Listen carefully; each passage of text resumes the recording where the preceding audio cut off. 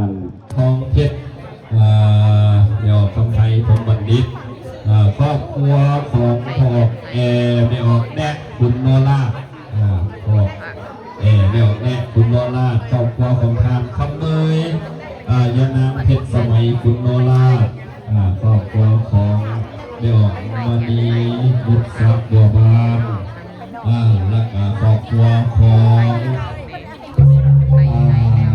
ทางมาดิษพ่อเป็ดมาดิษแก้วเมืองคูนแล้วก็เป็นออกมาลีไลนันทวงศาสาธุสาธุสาธุครอบครัวของทานสุริยาสองเมืองไม่ออกโมตาไม่ออกขาวจิตรา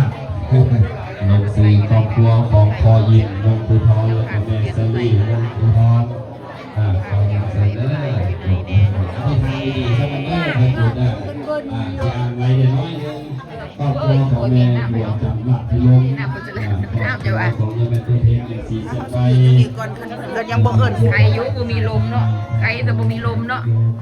อันมีลมเลยเซ็ตเลยอยู่นอกไต่เทียนไซอยู่นอกอยู่ในอะไรเป็นเจ้าภาพเทียนไซมาไต่เด้อใต้รถเจ้าจะเล่นพอใต้รถคนที่ซื้อนี่จะเอารถที่ซื้อเขาจะเขียนไว้ใต้รถยังไปใต้เห็นน้องสาวคอยสองของลูกสาวคอยกระสองเจ้าของคนมาพยันบุญคนใต้เลยใต้รถผู้เขียนกับใต้รถ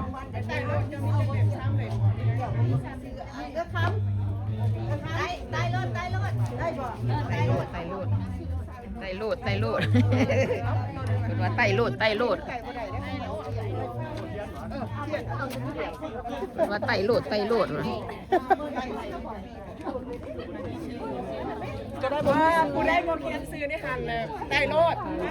ตั้งคนกระเจ้าเขียนซื้อกระเจ้าไส้หรือมาแต่งกระเจ้าเนี่ยเขาไม่ได้มีซื้อดอกเขาอะไรได้ไปรถนี่ก็ต้องไปที่เขาสิขอใส่น้ำผึ้งซื่อได้เป็นรถได้ไม่รู้หรอได้เป็นรถเพราะว่าต้องมีศรัทธาอยู่ในใจเจ้าละเอาไปเลยนะต้องให้ข้าเจ้าเลยก็ได้ไปเป็นได้ไปถูกใส่เทียนใส่ใส่เปิดนี่โอ้โหคนภาษาเทียนใส่อยู่นี่เลยโอ้โหดีนี่ไงเจ๊โอ้โหก็เอื่อยมาพิดกันอยู่พิดกันมีชื่อเหรอไม่มีเราต้องเขียนชื่อได้เล่มใดก็ได้เล่มใดก็ได้เนาะเพราะว่าเรามีชื่ออยู่แล้วเอาเทียบให้คนต่อไปป่ะแม่เอาเทียบให้แม่ต่ออ้าวเริ่มแจ้งเริ่มหุ่นขึ้นมาแล้วเนี่ยแจ้งทั้งหุ่นนี่นะไปเอาเทียนน้ำเงินคุณแล้วใต้รถอยู่นี่นะช่วยกันเลือกสาธุเด้อมันเลือกซื้ออยู่มันเหมือนนั้นโดนหมดแล้วเนี่ยทีนี้ก็เป็นจุดของลูกของหลานเนี่ยนะนี่ยังมีชื่อของแม่เจ้าได้นะบอกซื้อเจ้าใส่เสียนี่เสียนี่ต้องเป็นลูกใกล้เลยค่ะเสียใกล้แต่ไม่มีเอาไว้บอกเอาเทียนนะเอาทูบมาได้นะอ้าวเล่มนี้เพิ่นคือสั่นก่อนนี่เล่มนี้เพิ่นคือสั่นก่อนวะนี่เพิ่นของเจ้าว่าเพิ่นตื่นของเจ้าก็ของเขาน้ำกันเพื่อนโอ้ลูกคนจุดจะน้อยหุ่มมืดแล้วก็พอดีขนาดไปเดาใหญ่ให้กับล้มก็ยังพลาดเฮ้ยหมักใหญ่นี่นะเราเล่มน้อยให้เอาใหญ่ๆหล่นคนซื้อเขาอยู่ใส่ทำไมนี่เพิ่นบอกให้ไต่เทียนบ่แม่นให้บอกให้จูดอันนี้ก็ได้บอกให้ไต่ว่าจูดเบิดว่าเพิ่นว่า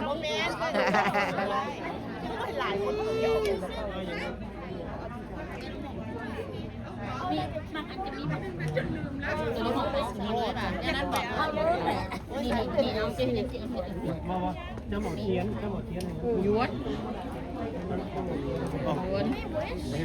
Yeah, take this one. Take it, yeah. ให้สิเอาเทียนบอ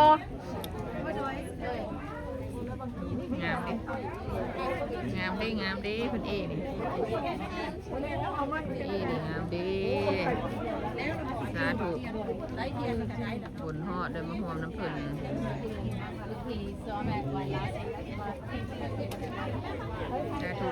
สาธุเด้อบุญฮอดน้ำเพิ่นอีลุงอินเอ้ย อยู่ดีแม่มันยืน อยู่ดีมีแห้งแข็งแห้งคือเจ้านี่แหละ ยืนเลย มันยืนบุญอยู่ทางใดมาส่วนเอาว่าบุญมันบ่พูดว่าบุญอยู่ทางใดมาส่วนเอาเด้อ ยิบอันนั้นก็ได้ต่อไปแบบนี้ไปใต้เดียวมันจะไปต่อหันต่ออยู่นี้ต่ออยู่นี่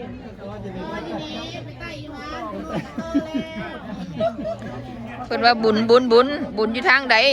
แลนส่วนเอาโลดสุดท้ายเพิ่นห้องได้สุดท้ายเพิ่นห้องได้ถ้าเพิ่นห้องบ่ได้เด้ว่าเพิ่นว่าบุญอยู่ทางใดแล้วแลนส่วนเอาโลดเพิ่นว่าบุญอยู่ทางใดแล้วแลนส่วนเอาโลดสุดท้ายเพิ่นห้องได้กองบุญเพิ่นแลนไล่ไส้ทางในคนเต็มเด้ขึ้นชื่อว่าบุญอยู่ทางใดแลนส่วนเอาโลด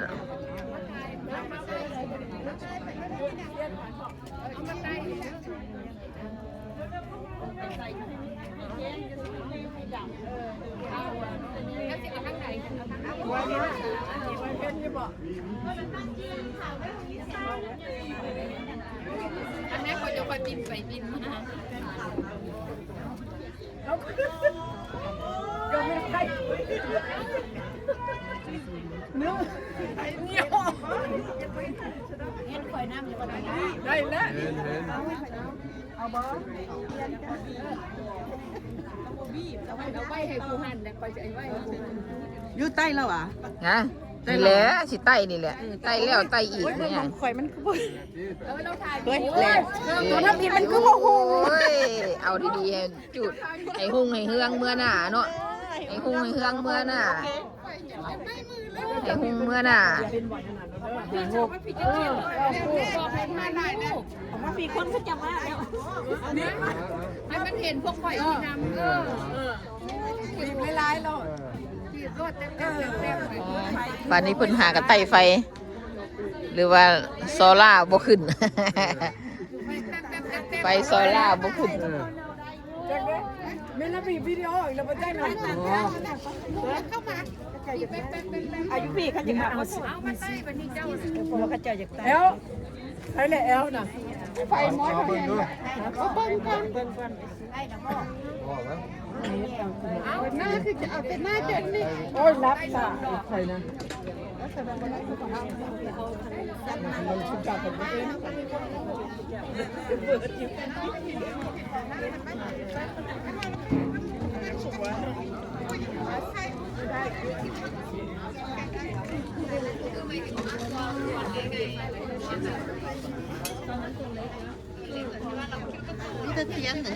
ดีเทียนอันนี้ได้ไปยัง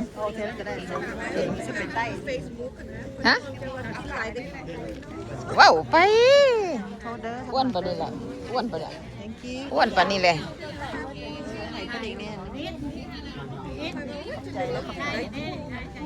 เว้ยเอาไหม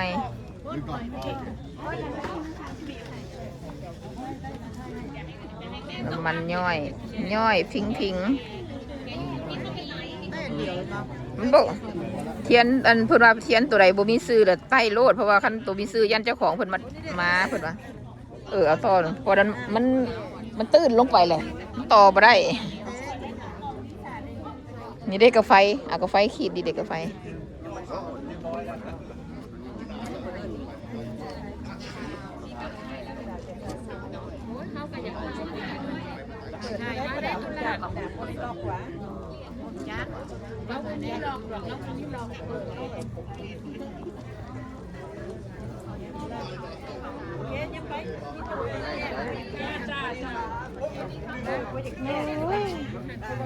คนตีเขาเป็นตัดชิได้มานนวดให้อาจารย์ก็มือน่ะนัดก็ได้มะตัวมานอนนี่บ้างนอนจ้ะเห็นเลยบาดเช้า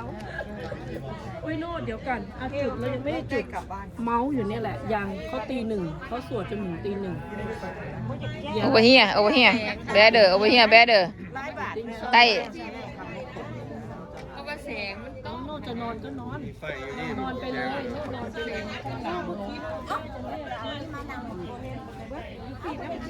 ไปบอนแจ้งพุตี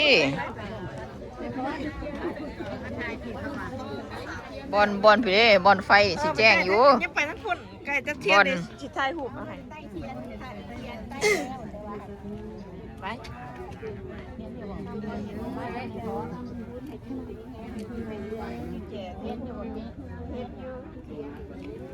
ไก่เดี๋ยวเพชรยักษ์เราเนี่ยกระดาษไ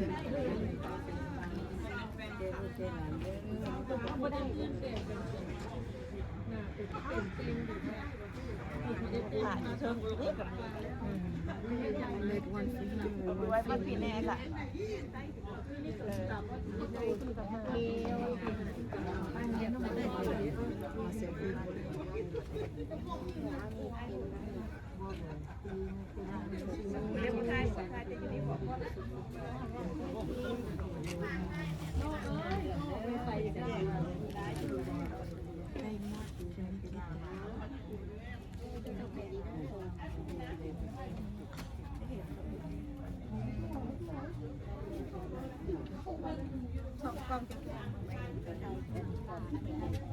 ให้ผมเป็นคนคือจะแกล้ง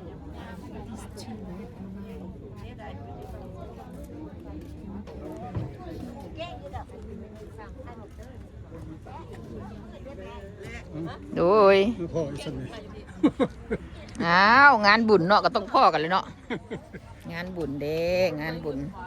อยู่ทางใดแลนใส่โลดส่วนเอาโลดบุญนะถ้าเพิ่นห้องใดแลนใส่โลดเอาบุญสาธุถ่ายตัวแม่ขอถ่ายนี่เอาโลดไปเลิศใต้โลดได้แหละ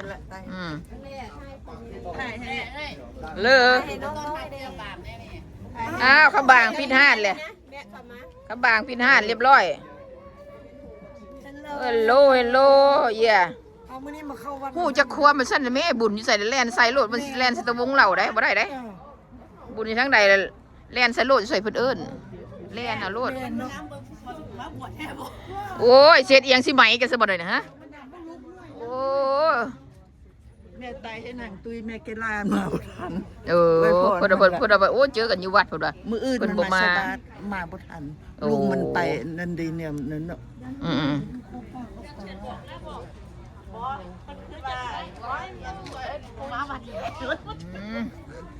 เอาบุญเอาศีลบุญอยู่ทั้งใดแล่นใส่รถอยู่สุดท้ายบุญไปหาต้องแล่นหาบุญ